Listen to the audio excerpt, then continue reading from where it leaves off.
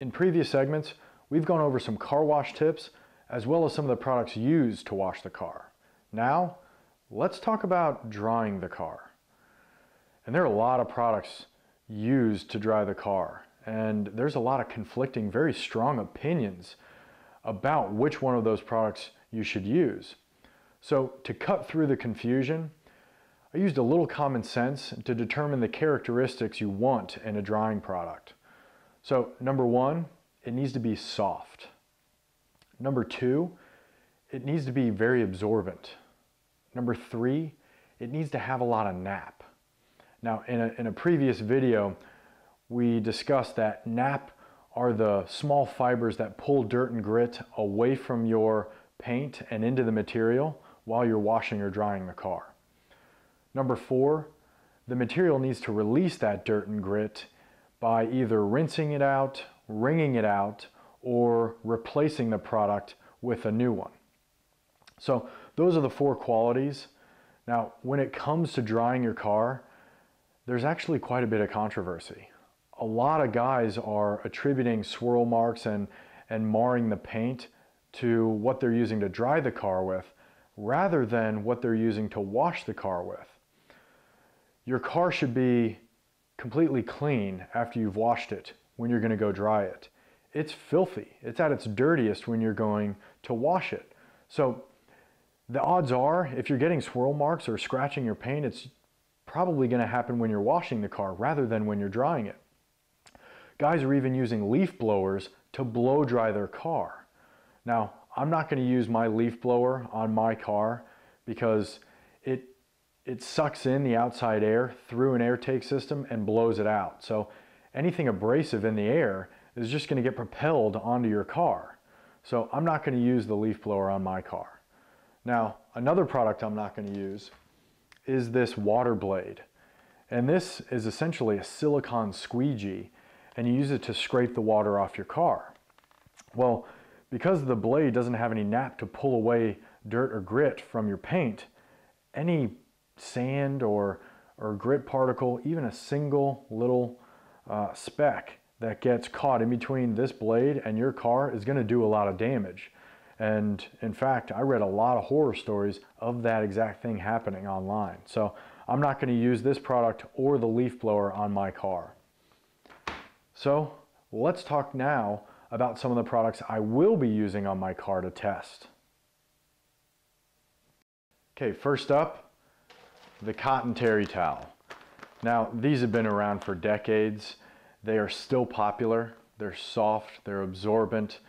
The cotton fibers create a lot of nap to pull any remaining dirt or grit that's left over from the wash on the car into the material away from your paint while you're drying the car.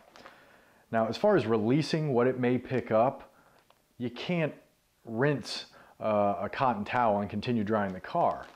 However, as they become saturated and potentially abrasive, you can replace them with a new towel. And they're cost effective enough to have plenty on hand in order to do that. Now, the next towel is the Cobra Guzzler. Now, this is a microfiber waffle weave drying towel, and it's probably the most popular drying towel I found during my research.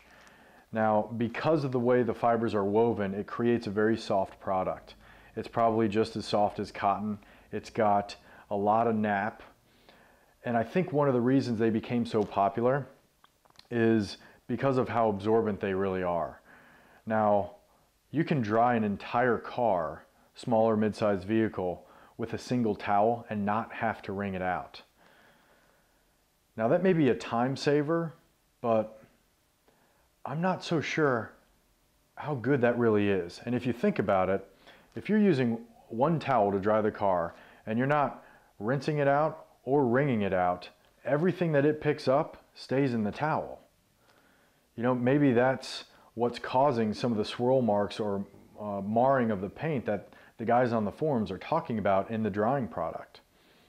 Now, you could use these very similar to the terry towel and have multiple towels on hand to change, but this single towel is nearly $30. You can get 2 dozen of the terry towels, so that may not be cost effective. Now the next product is the absorber. Now this is a synthetic chamois, and when I first felt it, I was really surprised at how soft this product was, being synthetic. Now they are very, very absorbent. My issue with this, and it's very similar to the water blade, is that there's virtually no nap. It is completely smooth. So anything that does get trapped in between the absorber and the paint could do some damage. On the plus side, you can frequently rinse the absorber out and continue drying the car, but it could be too late if the damage could already be done before you have a chance to rinse it. Now that I'm thinking about it, I may not even use this on my car. It may end up being a game time decision.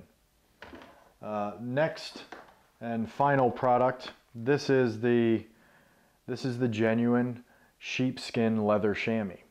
Now, just a quick note, the best chamois leather comes out of New Zealand. And the back of the products, the back of the packaging can be a little misleading. Sometimes it'll say made in or product of a different country than New Zealand. And that's simply because they're tanned in those countries before they are processed. So if you're going to use a natural chamois, make sure that the sheepskin is New Zealand sheepskin. Now, as far as the material, it's real soft. It's softer than cotton. They are very absorbent. And unlike the absorber, the synthetic chamois, they have a lot of nap. There's a lot of fibers here in this material to be able to pull dirt and grit that are left over from the wash. And one of the things I did find in my research is that the natural chamois do a better job at releasing the dirt and grit that they do pick up better than any of the other products. So I'm real excited to use this on the car and see how well some of these other products perform to dry the car. So that's it for the car drying products.